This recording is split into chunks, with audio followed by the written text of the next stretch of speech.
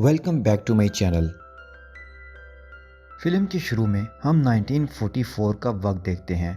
हर तरफ वार ही वार है। यूएस और जापान के दरमियान वार जारी है। साउथ पैसिफिक ओशन में आर्मी का एक प्लेन क्रैश हो जाता है। हैंक नामी पायलट जब बाहर निकलता है तो देखता है कि एक और जहाज क्रैश हो रहा है जो कि जापान आर्मी का है। जापानीज पायलट बाहर आ जाता है और अब इन दोनों पायलट्स के दरमियान फाइट होती है और लड़ते लड़ते वो दोनों आइलैंड की एक ऐसी जगह पर पहुंच जाते हैं जहां कॉन्ग आ जाता है। अब सीन शिफ्ट होता है 1973 में। अब हम देखते हैं बिल को, जो यूएस गवर्नमेंट ऑर्गेनाइजेशन मोनार्क का हेड है। वो सेनेटर के पास जाता है और एक आइलैंड के बारे में बताता है। दरअसल बिल को फंड्स चाहिए आइलैंड पर जाने के लिए, लेकिन सेनेटर रिफ्यूज कर देता है। बिल उसे बताता है कि हमें इस आइलैंड को डिस्कवर करना चाहिए, वहाँ आज तक कोई नहीं जा सका। एक आदमी आकर बताता है कि 3 दिन बाद रशिया का सैटेलाइट इस आइलैंड से गुजरेगा, उसके पास इस आइलैंड की पिक्चर्स होंगी जो हमारे पास नहीं। तो सेनेटर मान जाता है और उन्हें फंड्स लो करता है। अब वो सफ़र के लिए निकल पड़ते हैं। इस सफ़र में जेम्स कोनार्ड उनके साथ है, जो कि एज ए गाइड काम करेगा और पिक्चर्स लेने के लिए मेसन है। अब इस टीम में एक मेजर और कुछ आर्मी के लोग हैं। अब वो लोग शिप के जरिए समंदर पर पहुंच जाते हैं। वहाँ उन्हें पता चलता है कि आइलैंड पर जाना खतरे से खाली नहीं है, क्योंकि रास्ते में तूफान आया हुआ है। लेकिन बिल किसी की बात नहीं सुनता। वो 6-7 हेलीकॉप्टर्स में टीम को लेकर निकल जाता है। जब वो आगे बढ़ते हैं तो स्टॉर्म में घुस जाते हैं।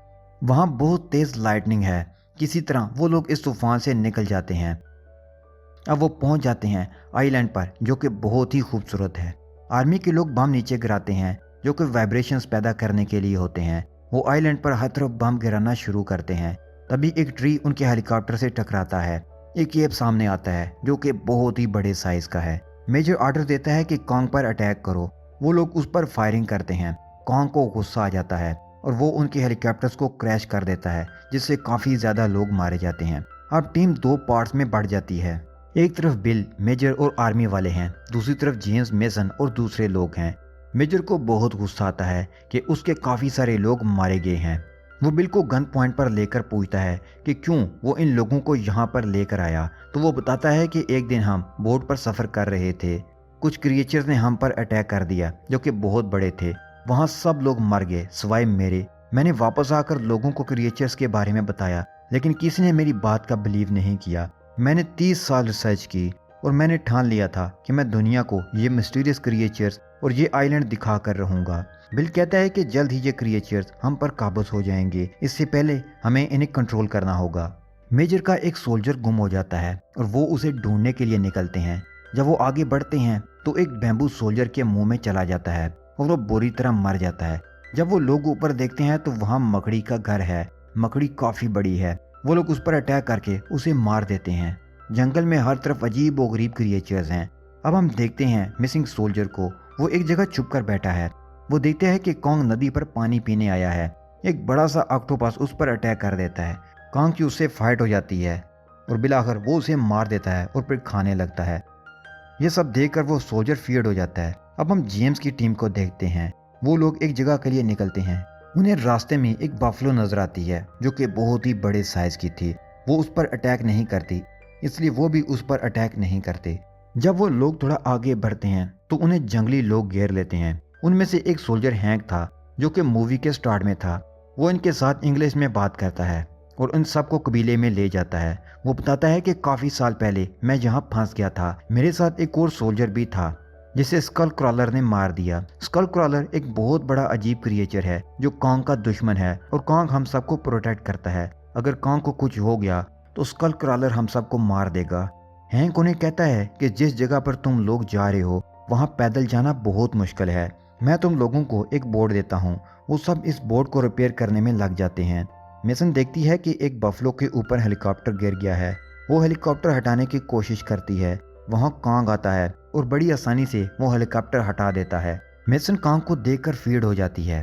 फिर वो सोचती है कि ये एनिमल्स के लिए इतना रहम दिल है तो ये क्यों इंसानों को नुकसान पहुंचाएगा। अब मिसिंग सोल्जर को दिखाया जाता है। वो समझता है कि वो एक ट्री के पास बैठा है, लेकिन वो ट्री नहीं बल्कि एक क्रिएचर है। वो उस पर फायर करता है तो तभी वहाँ स्कल क्रॉलर आता है और वो क्रिएचर वहाँ से भाग जाता है। स्कल क्रॉलर उस सोल्जर को खा जाता है। अब आर्मी भी आगे जाने के लिए रेडी होती है और बोट भी रिपेयर हो जाती है। जेम्स की टीम बोट पर सवार हो जाती है और वो लोग खुश होते हैं कि फाइनली वो यहाँ से जा रहे हैं। वो थोड़ा आगे बढ़ते हैं तो कुछ बर्ड्स आते हैं और बोट से एक आदमी को उठाकर ले जाते हैं। वो उसके टुकड़े टुकड़े करके खा जाते हैं, लेकिन वो लोग उसे नहीं बचा सके। वो लोग बोट में वापस चले जाते हैं। आगे जाकर वो लोग मेजर की टीम से मिल जाते हैं। मेजर उन्हें अपने सोल्जर को ढूंढने के लिए वेस्ट में जाने का कहता है, लेकिन बिल कहता है कि वहां जाना खतरे से खाली नहीं है, वहां स्कल क्रॉलर हैं। लेकिन मेजर किसी की नहीं सुनता। वो लोग वहां जाते हैं तो उन्हें स्केल्टन्स और फॉसिल्स नजर आते हैं। एक आदमी सिगरेट पी रहा होता है और वो उसे नीचे फेंक देता है, जिसकी वजह से स्कल क्रॉलर वहां आ जाते हैं और अटैक कर देते हैं। वो लोग उनसे फाइट करते हैं, लेकिन इनका मुकाबला करना बहुत मुश्किल था। एक स्कल क्रॉलर के मुंह से स्कल बाहर निकलता है, जिसमें लॉकेट था जो कि मिसिंग सोल्जर का था। जेम्स वो लॉकेट उठा लेता है। वहां हर तरफ ग्रीन कलर की गैस है, जिसकी मदद से वो उनसे फाइट करने की कोशिश करते हैं, लेकिन उन्हें मारना बहुत मुश्किल हो रहा था। लेकिन किसी तरह वो उनको मार देते हैं। जेम्स मेजर को वो लॉकेट देता है और बताता है कि वो सोल्जर मारा जा चुका है।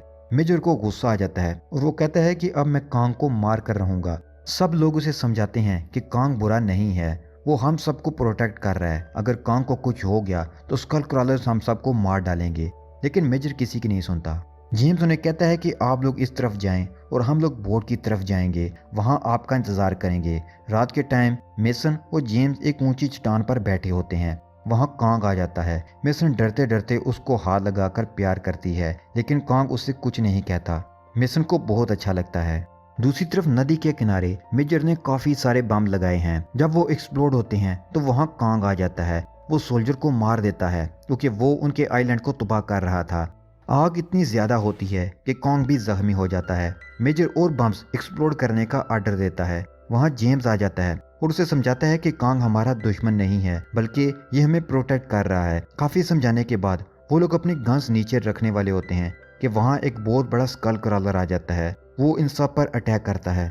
उसे मारने के लिए जख्मी कांग भी उड़ जाता है। मेजर बम्स को एक्सप्लोर करने का कहता है। स्कल क्रॉलर उसे कुचलते हुए कांग की तरफ बढ़ता है। कुछ लोग बोट की तरफ चले जाते हैं। अब कांग और स्कल क्रॉलर की जबरदस्त फाइट शुरू हो जाती है। उनकी फाइट इतनी लंबी होती है कि लड़ते लड़ते सुबह हो जाती है। वो लोग मशीन से स्कल क्रॉलर पर फायर करते हैं। स्कल क्रॉलर कांग को छोड़कर उन पर अटैक करता है। एक सोल्जर अपनी जान की कुर्बानी देता है और अपनी बॉडी के साथ बम बांध लेता है। वो स्कल क्रॉलर के सामने चला जाता है ताकि वो उसे खाए और उसके पेट में ये बम ब्लास्ट कर सके। स्कल क्रॉलर काफी होशियार होता है। वो इस सोल्जर को दूर माउंटेन के पास फेंकता है और बम एक्सप्लोड हो जाता है। मेसन एक माउंटेन के ऊपर खड़ी होकर फायर करती है ताकि हेलीकॉप्टर को सिग्नल दे सके कि वो लोग यहाँ हैं, और उसके बाद वो पानी में गिर जाती है। वहाँ कांग उड़ जाता है और स्कल क्रॉलर पर अटैक करता है। वो उसकी जुबान बाहर खींचकर उसको मार देता है। उसके बाद कांग मेसन को पानी से बाहर निकालता है और उसको साथियों के पास छोड़ देता है। वो लोग यूनाइट होकर वापस अपने कंट्री में आ जाते हैं। इन क्रीचर्स को कंट्रोल करने वाली कंपनी मेसन और जेम्स को हायर कर लेती है, और दूसरी तरफ 30 साल पहले मिसिंग होने वाला सोल्जर अपनी फैमिली के पास वापस आ जाता है। और यहीं पर यह मूवी खत्म हो जाती है।